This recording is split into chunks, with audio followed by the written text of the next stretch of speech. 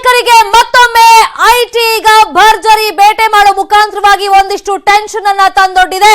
IT ಬಲೆಯಲ್ಲಿ ಮೂವರು ನಾಯಕರು ಸಿಕ್ಕಾಕೊಂಡಿದ್ದಾರೆ.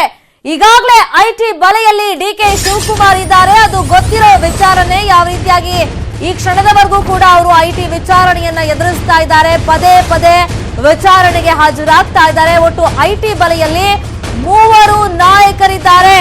ಈಗಾಗಲೇ ಐಟಿ ಬಲೆಯಲ್ಲಿ ಡಿಕೆ ಶಿವಕುಮಾರ್ ಇದ್ದಾರೆ.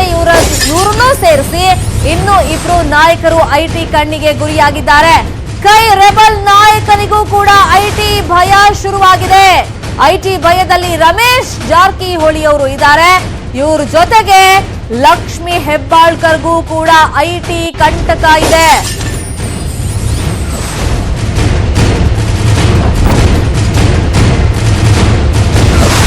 ಬೇನಾಮಿ ಸುಳಿಯಲ್ಲಿ ಸದ್ಯಕ್ಕೆ ಕಾಂಗ್ರೆಸ್ ಪಕ್ಷದ ನಾಯಕರು ಸಿಕ್ಕಾಕೊಂಡ್ಬಿದ್ದಾರೆ. ಆಲ್ರೆಡಿ ಡಿಕೆ ಶಿವಕುಮಾರ್ ಅವರು ವಿಚಾರಣೆಯನ್ನ ಎದುರಿಸ್ತಾ ಇದ್ದಾರೆ. ಇನ್ನೊಂದು ಕಡೆ ಈಗಾಗಲೇ ಕಾಂಗ್ರೆಸ್ ಪಕ್ಷದಲ್ಲಿ ರೆಬಲ್ ನಾಯಕ ಅಂತ ಗುರುತಿಸಿಕೊಂಡಿರುವಂತ ರಮೇಶ್ ಜಾರಕಿಹೊಳಿಗೂ ಕೂಡ ಐಟಿ ಭೀತಿ ಇದೆ. ಐಟಿ ಬಲೆಯಲ್ಲಿ ಅವರು ಕೂಡ ಇದ್ದಾರೆ. ಅವ್ರ ಜೊತೆಗೆ ಶಾಸಕಿ ಲಕ್ಷ್ಮಿ ಹೆಬ್ಬಾಳ್ಕರ್ ಅವ್ರಿಗೂ ಕೂಡ ಐಟಿ ಬಲೆ ಬೀಸಿದೆ ಅಂತ ಹೇಳಲಾಗ್ತಾ ಇದೆ. ಡಿಕೆ ಶಿವಕುಮಾರ್ ಅವರು ವಿಚಾರಣೆಯನ್ನ ಈಗ ಒಳಪಡ್ತಾ ಇದ್ದಾರೆ. ಪದೇ ಪದೇ ವಿಚಾರಣೆಗೆ ಅಂತ ಐಟಿ ಅಧಿಕಾರಿಗಳ ಮುಂದೆ ಹಾಜರಾಗ್ತಾ ಇದ್ದಾರೆ. ಇನ್ನೊಂದು ಕಡೆ ಕೈ ರೆಬಲ್ ನಾಯಕ ರಮೇಶ್ ಜಾರಕಿಹೊಳಿ ಅವ್ರ ಜೊತೆಗೆ ಲಕ್ಷ್ಮಿ ಹೆಬ್ಬಾಳ್ಕರ್ ಅವ್ರಿಗೂ ಕೂಡ ಐಟಿ ಕಂಟಕ ಇದೆ.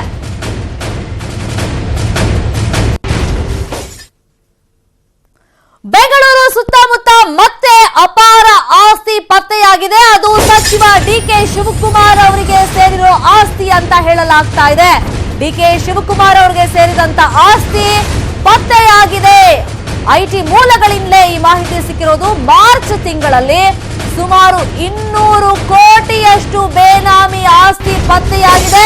ಅದು ಸಚಿವ ಡಿಕೆ ಶಿವಕುಮಾರ್ ಅವರಿಗೆ ಸೇರಿದ್ದು ಅಂತ ಹೇಳಲಾಗ್ತಾ ಇದೆ. 235 ಕೋಟಿ ಮೊತ್ತದ 25 ಎಕರೆ ಬೇನಾಮಿ ಆಸ್ತಿ ಪತ್ತೆಯಾಗಿದೆ.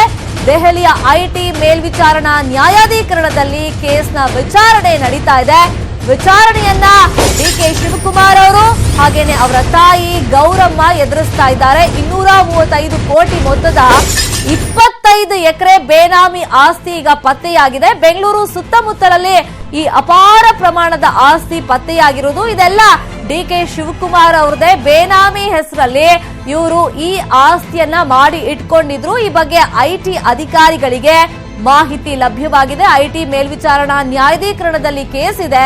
ವಿಚಾರಣೆಯನ್ನ ಡಿಕೆ ಶಿವಕುಮಾರ್ ಅವರು ಹಾಗೇನೆ ಅವರ ತಾಯಿ ಗೌರಮ್ಮ ಇಬ್ರು ಕೂಡ ಎದುರಿಸ್ತಾ ಇದ್ದಾರೆ.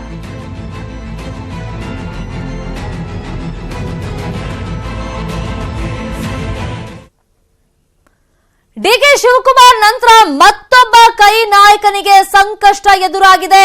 ಕಾಂಗ್ರೆಸ್ನ ರೆಬಲ್ ನಾಯಕ ರಮೇಶ್ ಜಾರಕಿಹೊಳಿ ಅವರಿಗೆ ಈಗ ಐಟಿ ಭೀತಿ ಕಾಡ್ತಾ ಇರೋದು. ರಮೇಶ್ ಬಳಿ 115 ಕೋಟಿ ಬೇನಾಮಿ ಆಸ್ತಿ ಇದೆ ಅಂತ ಹೇಳಲಾಗ್ತಾ ಇದೆ. ಇದೇ ಕಾರಣಕ್ಕೆ ಈಗ ಐಟಿ ಭಯ ಶುರುವಾಗಿರೋದು. ಬೇನಾಮಿ ಆಸ್ತಿ 115 ಕೋಟಿ ರಮೇಶ್ ಜಾರಕಿಹೊಳಿ ಬಳಿ ಇದೆಯಂತೆ. ಹಾಗಾಗಿ ಐಟಿ ಅಧಿಕಾರಿಗಳು ಕಣ್ಣನ್ನ ಇಟ್ಟಿದ್ದಾರೆ. ಬೆಳಗಾವಿ, ಬೆಂಗಳೂರು, ಗೋವಾದಲ್ಲೂ ಕೂಡ ಬೇನಾಮಿ ಆಸ್ತಿಯನ್ನ ಸಂಪಾದನೆ ಮಾಡಿದಾರಂತೆ. ಅಕ್ರಮ ಸಂಪಾದನೆ ಅಂತ ಅಟ್ಯಾಚ್ ಮಾಡಿದೆ ಈಗ ಐಟಿ.